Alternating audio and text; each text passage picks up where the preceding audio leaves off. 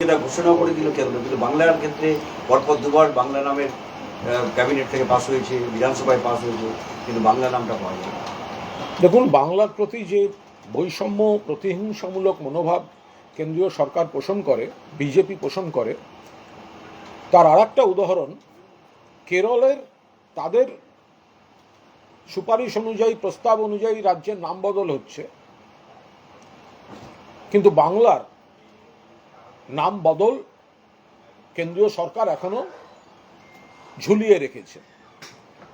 পশ্চিমবঙ্গের নাম বদলে বাংলা, এটা কিন্তু ইতিহাসবিদ, শিক্ষাবিদ থেকে শুরু করে বিশিষ্ট নাগরিকদের সঙ্গে কথা বলে সমাজের সর্বস্তরে মতামত নিয়ে মাননীয় মুখ্যমন্ত্রী মমতা বন্দ্যোপাধ্যায় নির্দিষ্ট কয়েকটি কারণে এই বাংলা এতে সুবিধা হতো অনেক।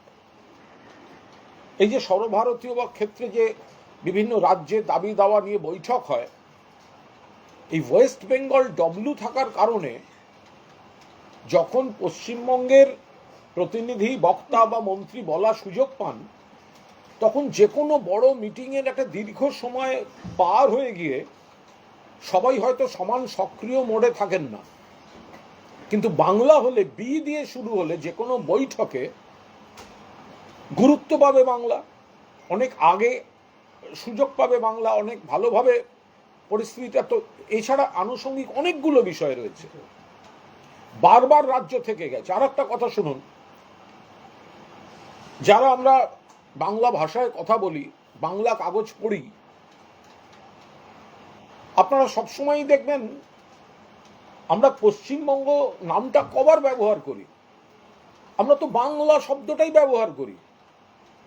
যখন সন্তোষ ট্রফি জেতে তখন বাংলা চ্যাম্পিয়ন হয়েছে বলা হয়, পশ্চিমবঙ্গ চ্যাম্পিয়ন হয়েছে বলা হয় না। এই জায়গায় দাঁড়িয়ে কেন্দ্রীয় সরকার কেন বাংলার সরকার যেটা পাঠিয়েছে, কেন বাংলার নাম পরিবর্তনে কেন সবুজ সংকেত দেবে না? মাননীয় মুখ্যমন্ত্রী মমতা বন্দ্যোপাধ্যায় বাংলার সার্বিক সুবিধার জন্যই এটা চেষ্টা করেছেন, কিন্তু কেন্দ্র কেরলের নাম পরিবর্তন করতে পারছে, কিন্তু বাংলার নাম তারা ঝুলিয়ে রেখে দিচ্ছে। এটা তীব্র প্রতিবাদযোগ্য। কেরালায় বামেদের সরকার আর বিজেপি সরকার সেখানকার ভোটের আগে তাদের দাবি পূরণ করছে।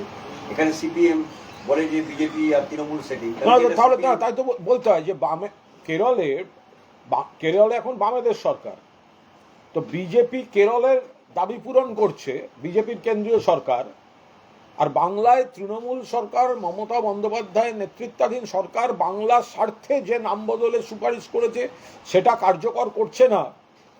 তাহলে তো বলতে হয় সিপিএম আর বিজেপি ভাই ভাই ভাই ভাই, সেটিং সেটিং সেটিং সেটিং। তো ওইসব চলছে নাকি কেরলে? এখানেও তো তাই। এখানে তো বিজেপির ভোট ব্যাংক মানে হচ্ছে সিপিএম এর ভোটাররা গিয়ে বিজেপিকে ভোট দেয়। তো এইসব নিজেদের মধ্যে কি চলছে সেগুলো দেখতে হবে। মোদ্দা কথা, কেরলের প্রস্তাব সেটা কেন্দ্র অনুমোদন করছে, কিন্তু বাংলার যেটা প্রয়োজন, যেটা দরকার, যেটা বারবার বলা হয়েছে সেটা করছে না।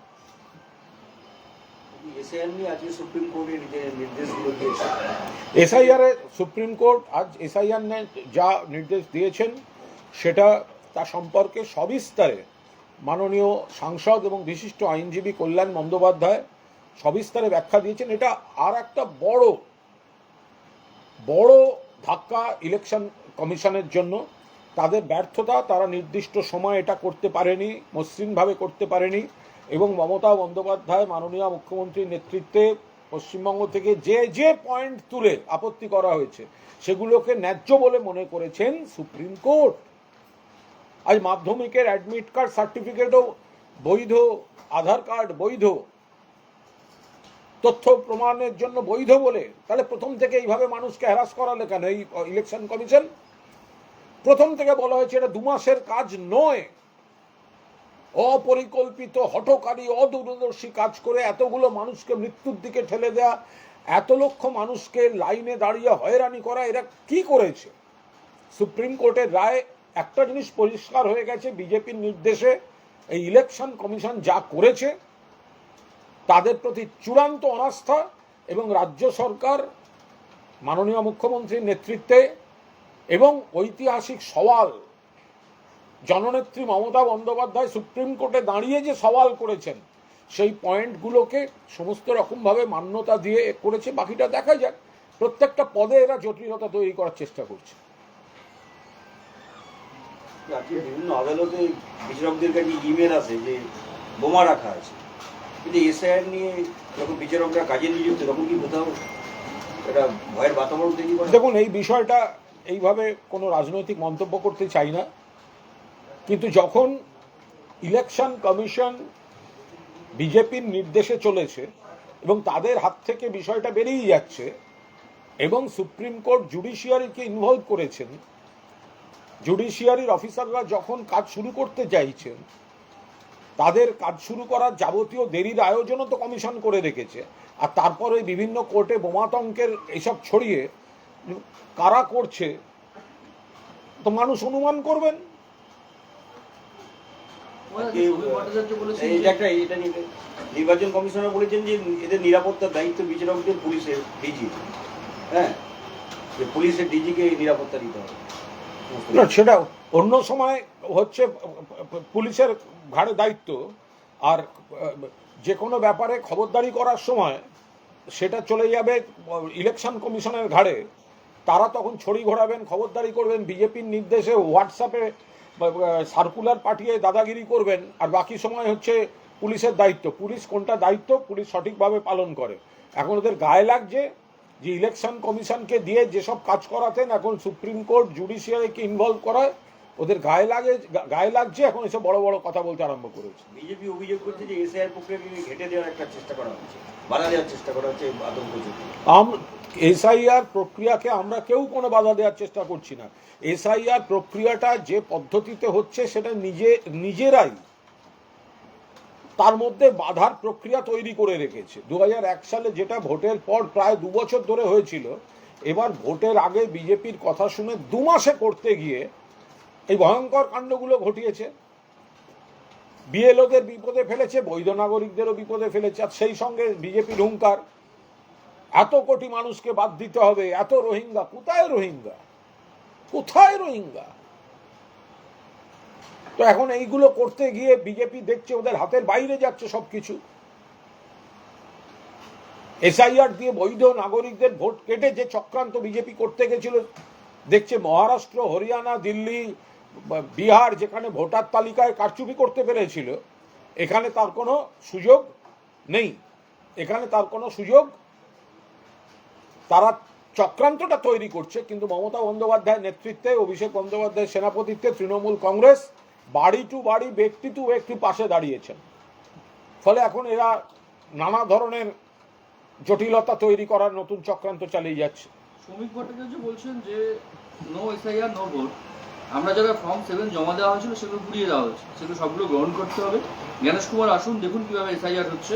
আরে শ্রমিক ভট্টাচার্য, হারবেন তো মশাই আপনারা। নাচতে না জানলে উঠোন বাঁকা। বাংলার টাকা আটকে রাখবেন, 100 দিনের টাকা দেবেন না, আবাসের টাকা দেবেন না, 1,96,000 কোটি বকেয়া রাখবেন। বাংলায় সিবিআই, ইডি দিয়ে, এনআইএ দিয়ে হয়রান করবেন, মেলাইন করবেন, 1000 কমিটি কমিশন পাঠাবেন। বাংলা ভাষাকে বলবেন কোনো ভাষা নয়, বাংলায় কথা বললে পিটিয়ে মারবেন, বাংলায় কথা বললে বাংলাদেশে পাঠাবেন। বৈধ নাগরিকদের রাস্তায় দাঁড় করাচ্ছেন লাইনে, অসুস্থ বয়স্ক নাগরিকদের রাস্তায় দাঁড় করাচ্ছেন। আপনারা ভেবেছেনটা কি? এখন ওই হচ্ছে কেন্দ্রীয় বাহিনী দিয়ে এসআইআর অমুক তমুক। দিনের শেষে আপনাদের চক্রান্ত ব্যর্থ হবে, আর যেটাতেই আপনারা ভোট করুন। বিজেপি গুহারান হারতে চলেছে বিপুল সংখ্যক আসন নিয়ে।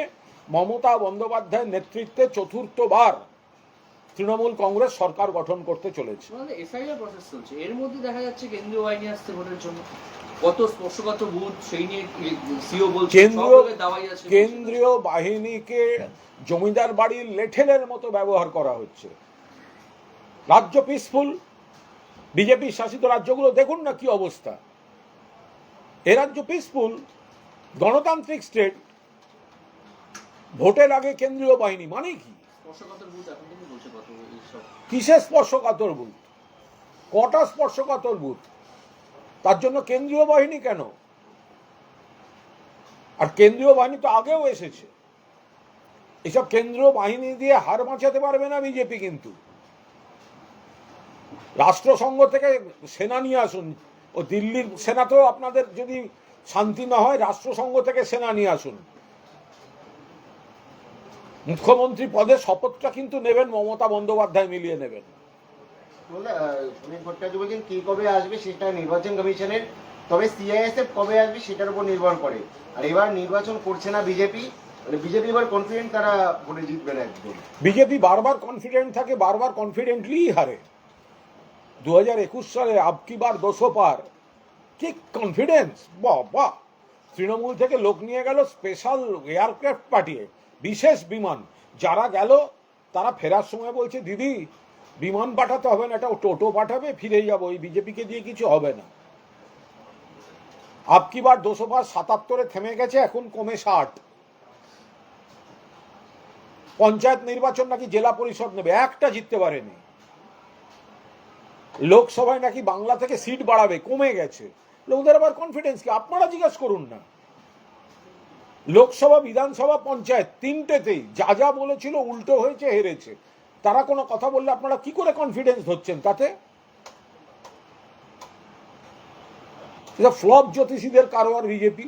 এর মধ্যেই বিজেপির ভিন রাজ্যের নেতারা তারা এই রাজ্যে আসতে শুরু করেছেন এবং বিভিন্ন জায়গা থেকে বিজেপির ভেতর থেকে খবর আসছে, এই যে ভিন রাজ্যের নেতাদের পাঠাচ্ছে, তারা যেসব জায়গায় বাংলায় বিজেপির দু চারটে কর্মী সমর্থক আছে, তাদের সঙ্গে তাদের 5 ফার্মার্স খাটাচ্ছে। ইয়ে চাইয়ে ও লে আও,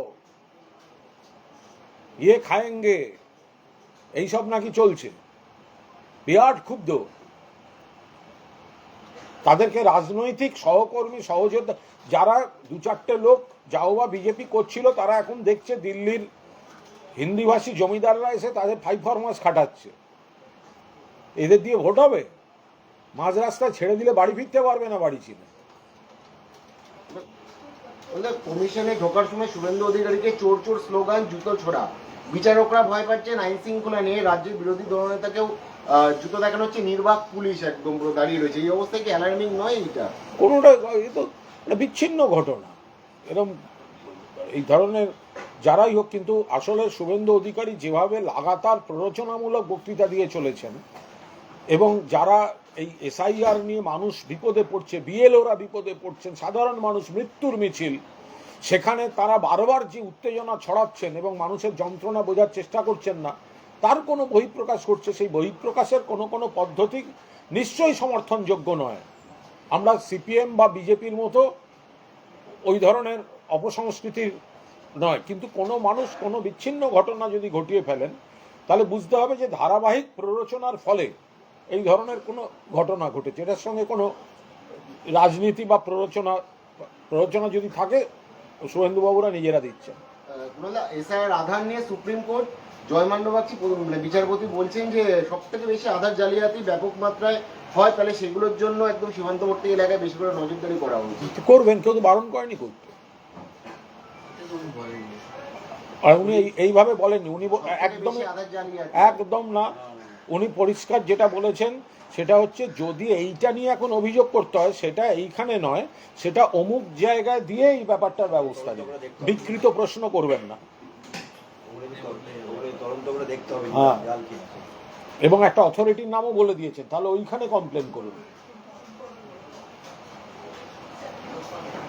ওকে, থ্যাংক ইউ। একটা লোকাল একটা করতে হবে। এই যে গোল পার্কের একটা 1 ফেব্রুয়ারি একটা বোমাবাজি গুলির ঘটনা ঘটেছিল, তাতে পাপ্পু এবং বাপি নামে দুজনের যে অভিযোগ ছিল, তাদের ছবি পাওয়া যাচ্ছে স্থানীয় কাউন্সিলর এবং বিধায়কদের সাথে। ওই বিরোধীরা বলছে এই কারণে ওকে গ্রেপ্তার করা হয়। এইটা কোনো কাজের কথা না। তার কারণ হচ্ছে, যারা রাজনীতি করেন, জনপ্রতিনিধি বা বিভিন্ন সামাজিক কাজ করেন, তারা কোথাও গেলে অনেক মানুষের সঙ্গে ছবি ওঠে। এখন তার মধ্যে কে কি করেছে, তাহলে প্রধানমন্ত্রীর সঙ্গে সেই শিল্পপতিদের ছবি আছে বা ব্যবসায়ীদের, যারা দেশের ব্যাংকগুলোর কোটি কোটি টাকা লুট করে বাইরে পাঠিয়েছে, তাহলে নরেন্দ্র মোদীকে অ্যারেস্ট করেই তো শুরু করতে হয়। এটা কোনো কাজের কথা হলো? বুদ্ধবাবুর সঙ্গে ওই খনি এলাকার কাজ ছবি ছিল মঞ্চে, আরও এরকম কত লোকের সঙ্গে কত লোকের ছবি আছে। যারা রাজনীতি করেন তাদের তো সকলের মধ্যে থাকতে হয়, তারা কে ব্যক্তিগতভাবে কি করেছেন বা ভবিষ্যতে কি করবেন এ কে কি করে বুঝবে? এগুলো সব অবান্তর কথাবার্তা। তা যেদিনকে কেউ তৃণমূলে ছিল বা বিরোধী পক্ষে ছিল বিজেপির, তাদের বিজেপি এক ধরনের অভিযোগ করত, ধরতে হবে এই ভিডিও, ধরতে হবে সিবিআই, তাদেরকে নিয়ে তাদের নেতামন্ত্রীরাই পাশে বসে আছেন, পদ দিচ্ছেন। তো এইগুলোর ব্যাখ্যা কি?